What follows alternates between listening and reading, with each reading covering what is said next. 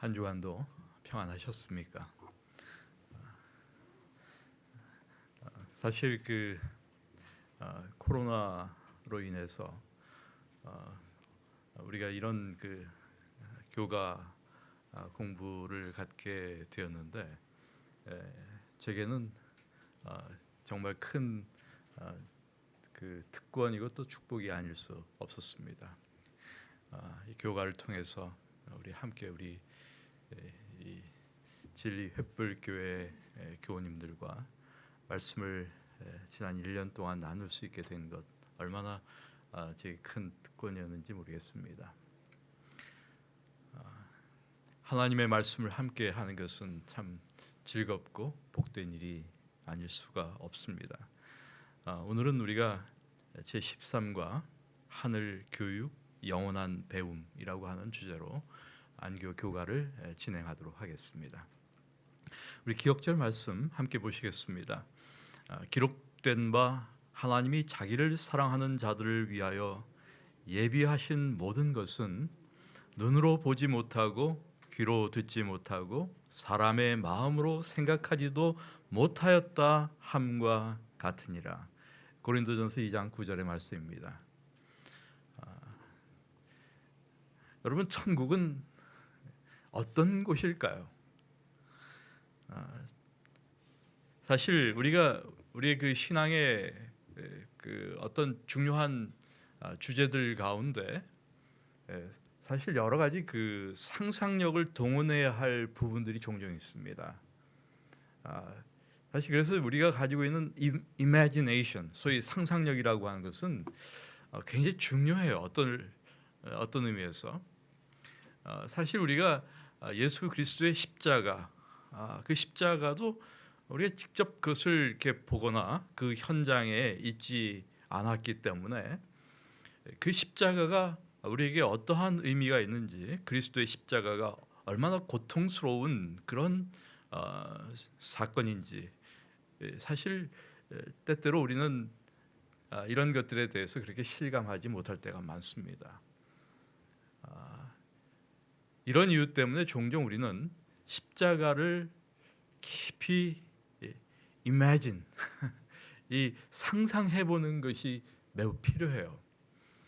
십자가의 장면, 그런 것들을 우리가 함께 그려보고 또 생각해보고 내가 그 자리에 있었다면 나는 어떤 모습으로 있었을까, 이런 것들을 함께 이렇게 상상해보는 것은 굉장히 의미가 있는 일들입니다. 그런데 천국도 마찬가지 같아요. 사실 천국이 어떤 곳일까? 우리의 상상력을 동원해서 천국을 한번 좀 그려보시면 좋습니다. 종종 우리는 쓸데없는 공상을 할 때가 많이 있습니다. 그런데 그런 쓸데없는 부질없는 공상을 접고 그 시간에 조용히 하나님의 나라 천국을 한번 깊이 명상 혹은 상상해 보시면 어떨까, 그런 생각이 듭니다. 종종 천국을 늘 생각할 때가 있습니다. 그것은 어떤 곳일까? 사실 우리가 지금 가지고 있는 우리의 현실에 대한 우리의 현실적 모든 감각이나 경험을 가지고 천국을 상상하는 것은 때때로 천국에서는 이런 일이 있을까? 이런 생각이 들 때가 많아요. 그래서 상상하기가 어려울 때가 참 많습니다. 그래서 엘렌 화이트는 이런 이야기도 합니다. 그것은 최고의 상상력을 발휘하여 묘사한 그림보다 훨씬 더 영광스러울 것이다. 천국에 대한 이야기를 하면서 이런 얘기를 해요. 우리가 천국에 대한 그림 같은 것들을 종종 볼 때가 있지 않습니까?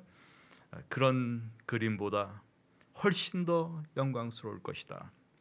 그런데 오늘 우리가 본 이 기억절 고린도전서 2장 9절의 말씀은 눈으로 보지 못하고 귀로 듣지 못하고 사람의 마음으로 생각하지도 못하였다, 이렇게 이야기합니다. 우리가 어떤 상상력을 동원한다고 할지라도 그 천국에 미치지 못할 것이다 라고 한 뜻이죠. 이런 의미에서 오늘 우리가 함께 나누는 교과는 하늘, 이 천국에 대한 이야기를 담고 있고, 또 하늘에서의 교육, 우리가 무엇을 하며 지낼 것인가, 또 우리가 거기에서 어떤 것들을 또 배우게 될 것인가, 이런 주제를 다루고 있습니다. 여러분, 우리가 제4기 교과를 통해서 기독교 교육이라고 하는 큰 주제를 생각하고 또한 이 문제들을 세부적으로 다루어왔습니다. 오늘 교과는 어떤 의미에서 이 모든 것들을 정리하는 교과라고 생각합니다. 다시 한번 우리는 기독교 교육의 가장 중요한 목적이 무엇인가를 상기할 필요가 있습니다. 적어도 이것은 잊지 말아야 할 필요가 있지 않겠나, 그렇게 생각이 듭니다. 기독교 교육의 가장 중요한 목적, 그것은 무엇일까? 여러분, 이것은 아무리 우리가 강조해도 지나치지 않다고 생각합니다. 그것은 내세를 위해 우리 자신들을 준비시키는 것입니다. 내세를 위하여 우리의 자녀들을 준비시키는 것, 이것이 바로 기독교 교육의 목적이다라는 것을 우리 놓치지 말아야 합니다. 사실 우리가 이 땅에서 모든 지식을 얻는다고 할지라도 만약 생명을 잃는다면, 그 영원한 생명을 잃는다면 우리가 이 땅에서 얻은 모든 지식들이 어떤 의미가 있을까요? 그것이 무슨 소용이 있겠습니까? 이 세상에서 우리가 굉장한 학문적 업적을 이루었다고 할지라도 결국 우리가 영원한 생명을 잃어버린다고 한다면 그것이 도대체 무슨 가치가 있겠느냐? 이런 부분을 우리는 다시 한번 생각하지 않을 수가 없죠. 여러분, 오늘 우리 주변에 수많은 살아가는, 하나님 없이 살아가는 많은 사람들을 보게 되면 참 이상하게도 사람들이 죽음 이후의 문제에 대하여 별로 관심이 없는 것 아닌가 하는 생각이 들 때가 참 많아요.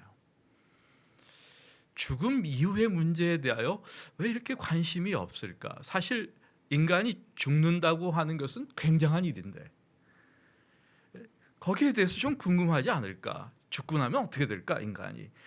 그런데 의외로 많은 사람들이, 어쩌면 대부분의 사람들이 별 관심이 없는 것 같아요. 사실 인간이 피할 수 없는 운명이 죽음 아닙니까?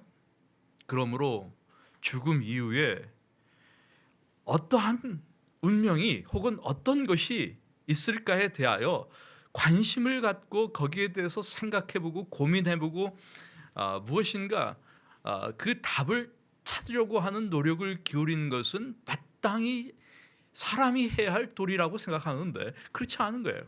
그래서 사실은 1600년대 프랑스 작가 블레이즈 파스칼이라고 하는 사람은 이 부분에 대해서 아주 분명한 이야기를 했어요.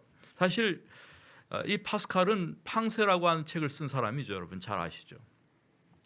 팡세라고 하는 이 책은 어떤 의미에서 탁월한 기독교 변증서 가운데 하나입니다. 그런데 이 파스칼은 사람이 찾을 수 있거나 찾아야 하는 가장 논리적인 것, 그것은 죽음 이후의 운명에 대한 것이다 라는 이야기를 합니다.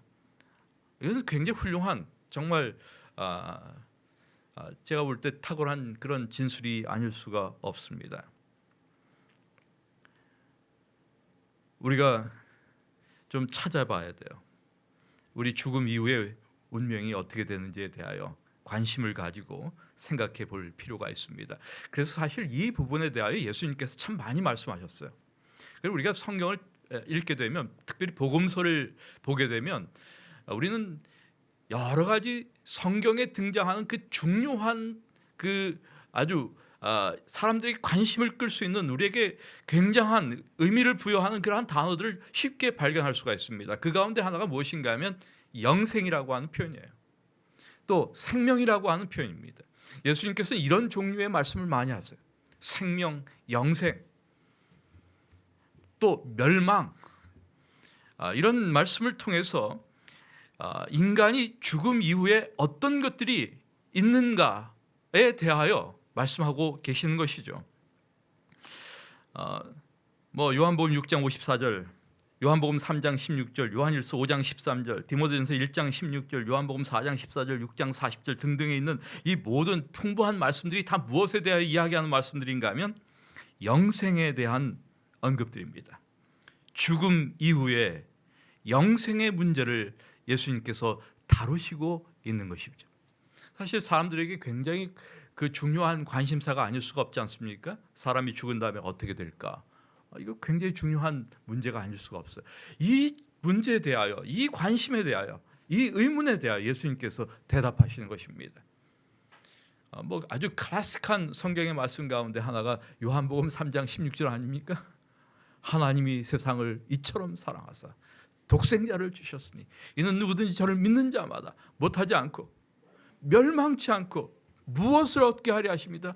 영생을 얻게 하려 하십니다.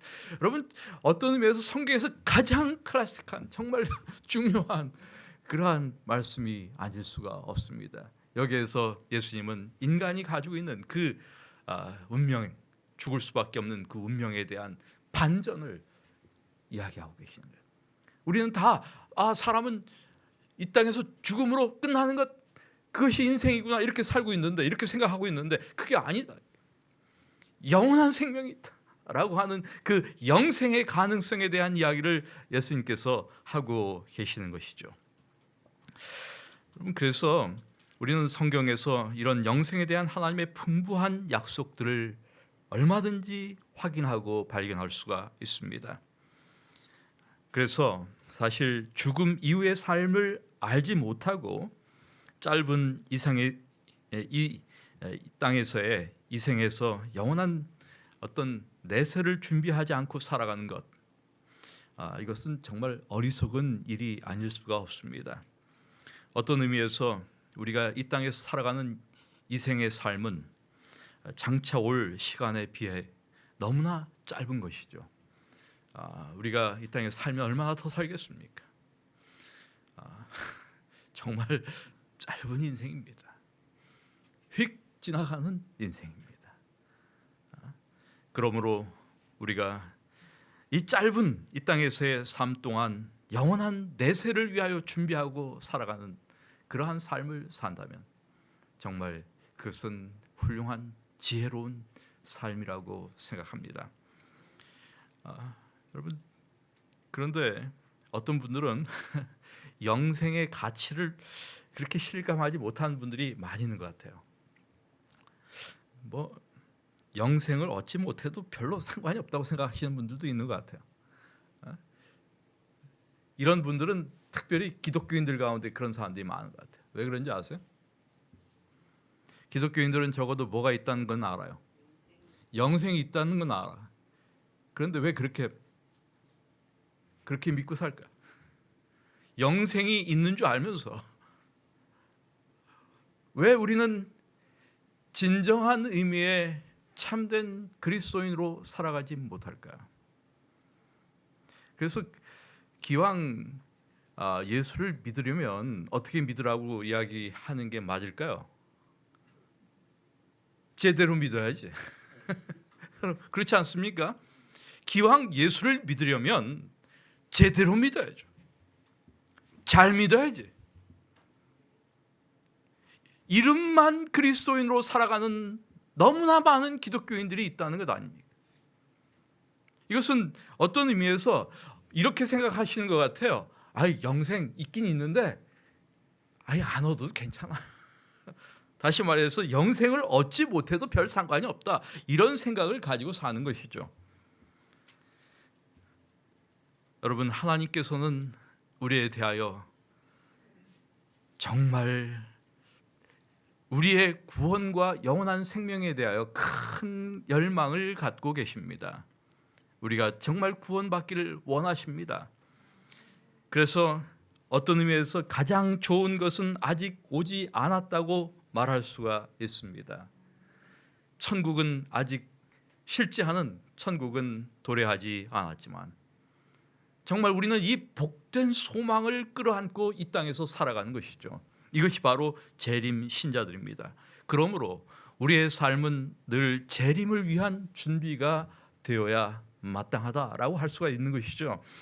왜냐하면 사도 베드로는 이렇게 이야기합니다. 베드로후서 3장 10절부터 13절의 말씀을 통해서 그러나 주의 날이 무엇처럼 온다?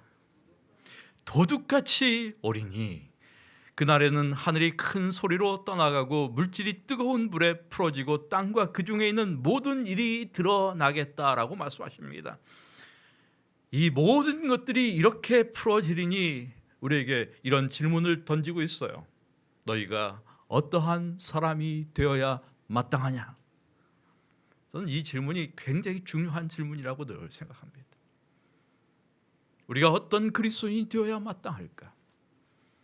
나는 어떤 신자가 되어야 마땅할까? 나는 어떤 재림 신자가 되어야 마땅할까? 그날에 하늘이 불에 타서 풀어지고 물질이 뜨거운 불에 녹아지려니와 우리는 그의 약속대로 의가 있는 곳인 새 하늘과 새 땅을 바라보도다. 얼마나 영광스러운 그런 보증이며 약속입니까? 이런 약속을 안고 살아가는 사람들. 그러니까 이 땅에서 우리가 사는 우리의 모든 삶이 영혼을 준비하는 그러한 삶이다라고 말할 수 있는 것이죠. 이런 의미에서 이 지상은 준비하는 장소일 뿐입니다. 무엇을 준비하는? 영원한 생명, 영생을 준비하는 세상일 장소일 뿐이다. 그런데 이제 이 천국과 관련해서, 하늘과 관련해서 우리가 잠시 이런 생각들을 좀 해볼 필요가 있다고 생각이 들어요. 이 천국은 과연 어떤 곳일까? 하늘에 대하여 우리는 어떤 생각을 가지고 있나? 사실 우리 재림 신자들은 천국에 대하여 사실 정확한 참 훌륭한 그러한 생각들을 가지고 있어요. 우리는 천국을 어떤 곳으로 생각합니까, 여러분? 천국을 어떤 이 관념론적인 그러한 사고를 가지고 어떤 영적인 장소,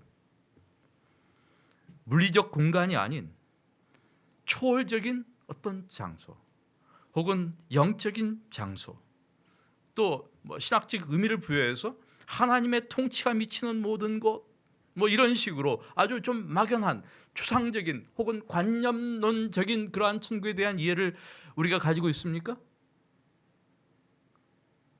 여러분, 천국을 어떻게 생각하고 계세요? 우리 재림 신자들은 이 천국에 대한 개념이 아주 분명한 그러한 사람들이에요. 그런데 사실은 굉장히 많은 사람들이 이런 종류의 천국을 생각합니다. 천국을 어떤 것으로 보지 않는가 하면 실제하는 장소로서 생각하지 않는 것이죠. 의외로 천국을 실제하는 장소로서 생각하는 그러한 사람들이 많지 않아요.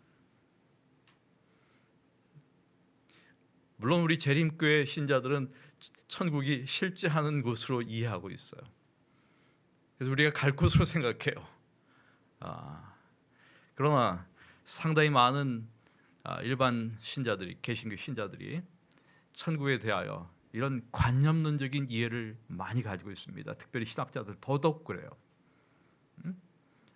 그래서 좀 순진한 사람일수록 천국의 실제를 믿는다, 이렇게 생각을 많이 해요.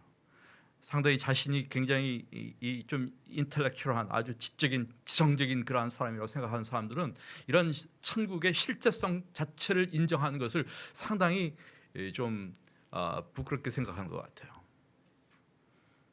그런데 성경은 천국에 대하여 어떻게 이야기하는가? 여러분, 예수님께서 하신 말씀 가운데 상당히 중요한 소위 재림의 약속이 하나 있습니다. 그것이 요한복음 14장 1절부터 3절에 나오는 말씀이죠. 너희는 마음에 근심하지 말라. 하나님을 믿으니 또 나를 믿으라.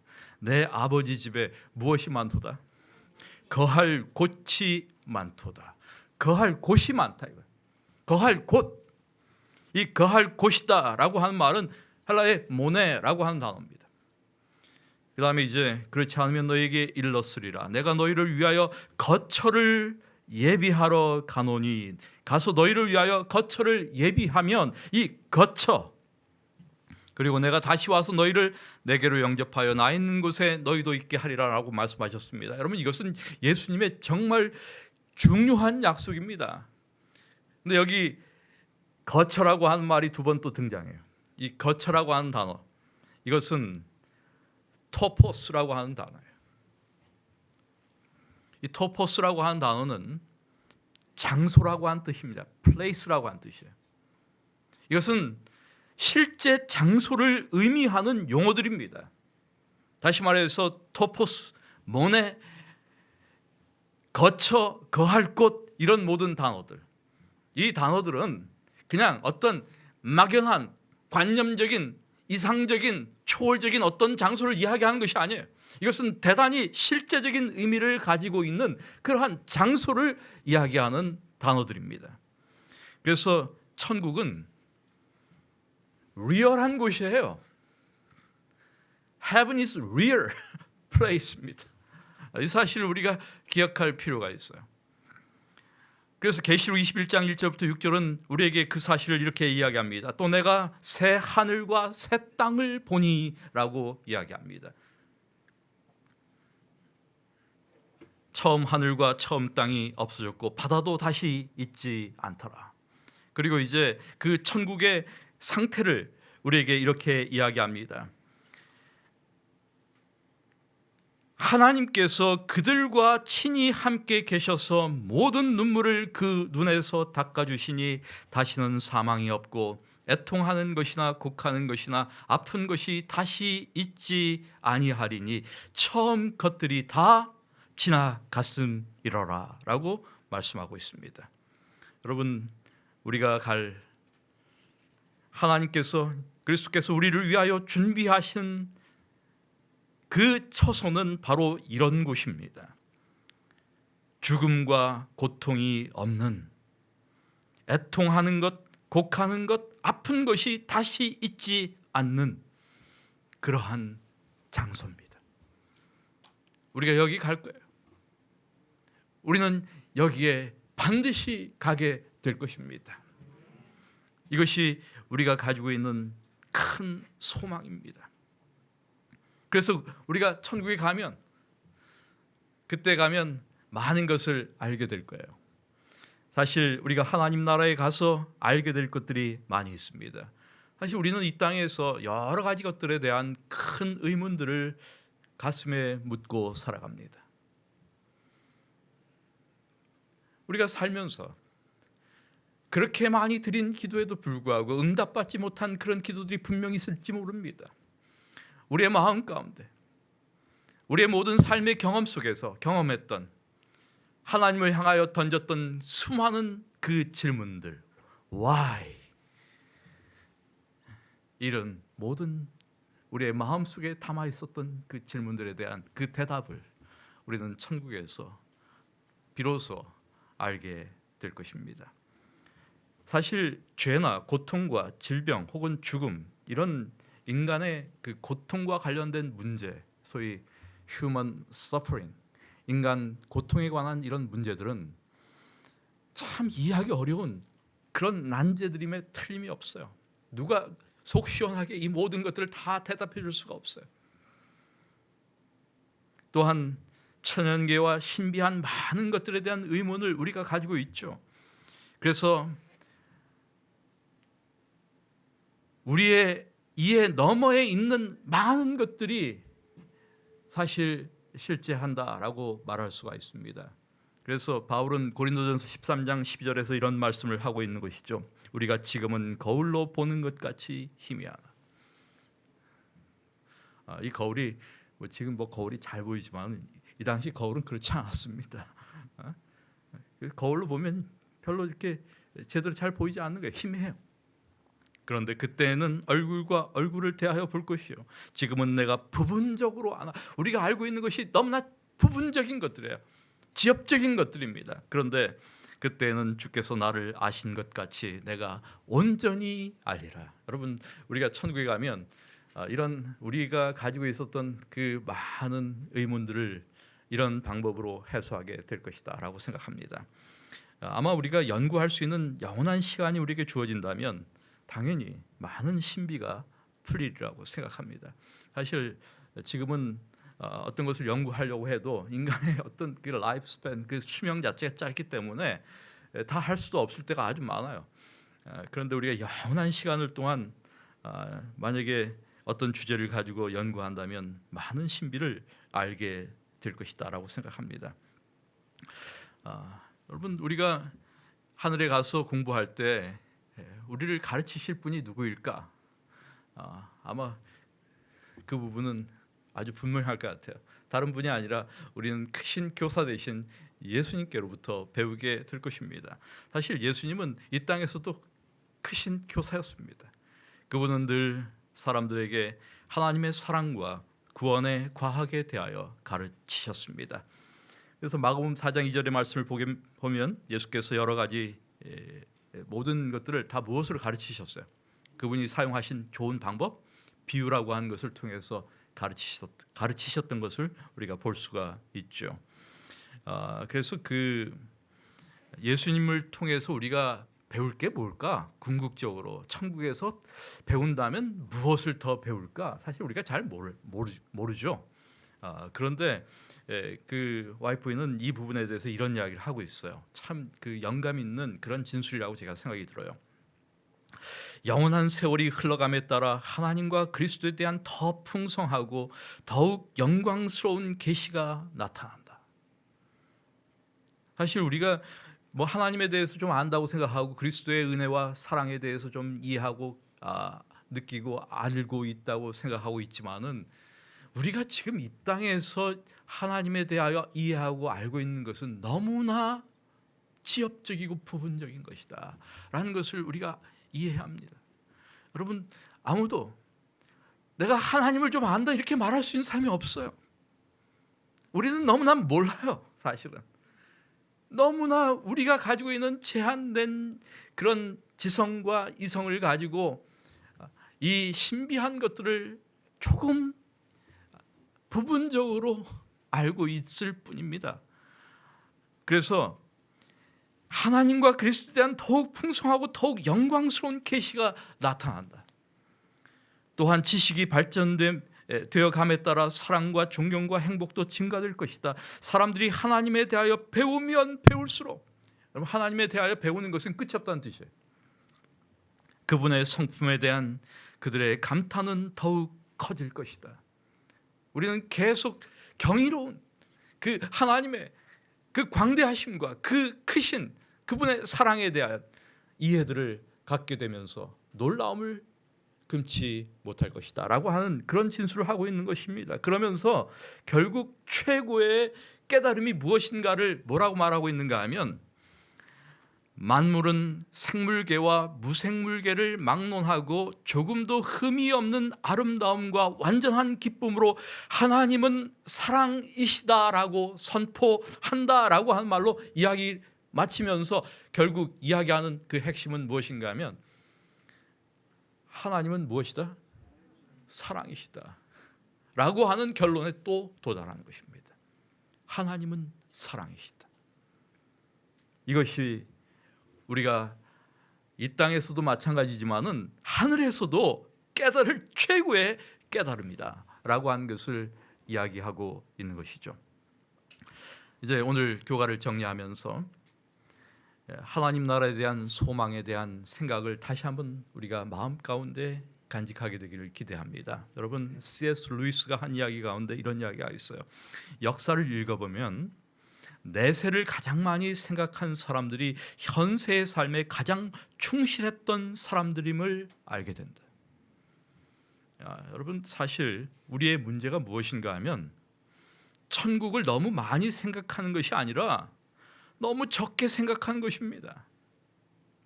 의외로 우리가 천국에 대하여 생각을 많이 안 하는 거예요. 너무나 막연하다고 생각하고 있어요, 사람들이.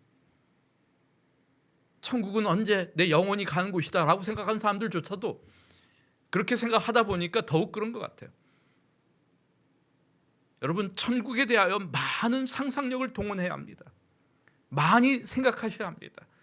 천국이 어떤 곳일까? 가끔 생각해 보면, 야, 내가 거길 갈 수 있을까? 뭐 이런 생각부터, 야, 내가 거기 얼마나 신이 날까? 이런 생각도 하셔야 할 필요가 있어요.